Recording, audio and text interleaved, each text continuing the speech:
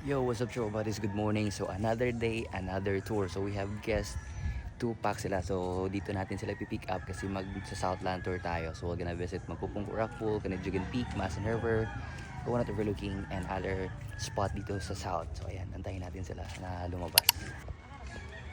Morning! Ready na? Oo, right guys, we're now here at White Bird. So dito kami magbe-breakfast with my guests. So this is one of the best restaurants or cafe in Siargao. Yan. Our first stop guys.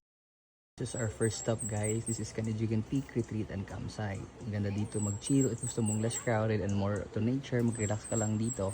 Ang ganda dito tumambay guys.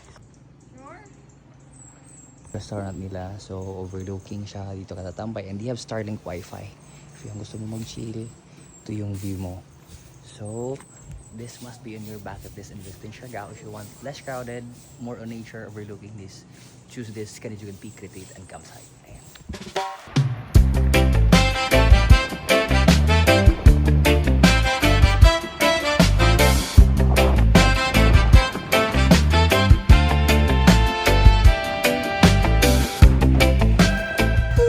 Guys, we're now here on our second destinations, which is Coconut Overlooking. That is famous for human drone. So wala po ditong bayan, tip lang po sa kanila sa mga local quality ng picture tsaka human drone if you're here in Siargao, and this is part of Southland tour guys. And for sure, yun yung guest ko, kasi lang daw yung guide kukuha ng human drone sa picture.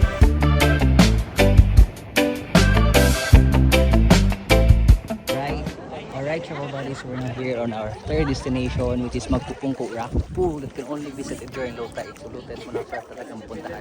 Okay, we check the website before we go here para pagpunta sakto talaga yung low tide. Ang entrance pala dito is 100 per head. With guide na po yan siya na mag-assist sa inyo today sa tour nyo. And Magpupungko Rock.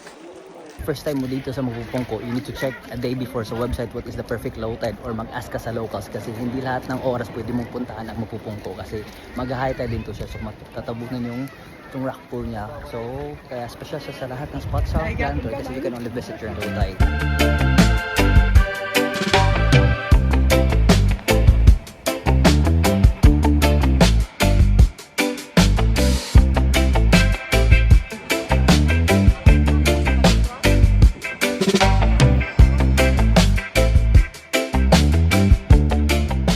Guys, we're now here on our last destination, which is Coconut Road with my guest. Alright guys, so our tour is done today. Thank you for having me with my guest. This is our last destination, which is the Coconut Road, and we're heading back home.